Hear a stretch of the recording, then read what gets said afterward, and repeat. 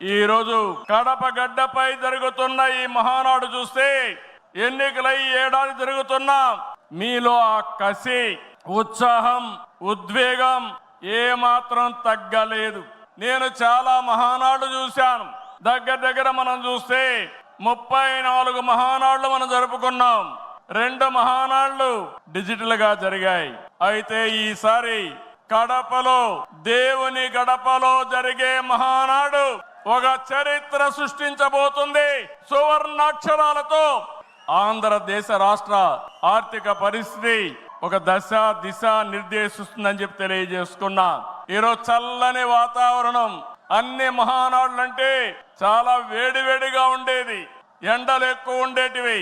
ఒక ప్రశాంతమైన వాతావరణంలో, ఆహ్లాదకరమైన వాతావరణంలో ఈరోజు కడపలో మహానాడు జరుగుతా ఉంది.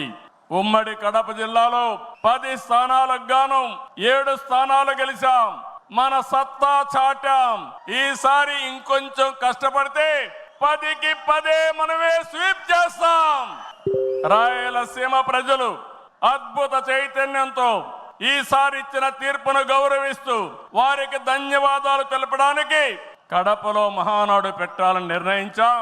ఈ మహానాడును మీరు చూస్తే బ్రహ్మాండంగా చేసిన నాయకులకు, కార్యకర్తలకు మనస్ఫూర్తిగా అభినందనలు, కృతజ్ఞతలు.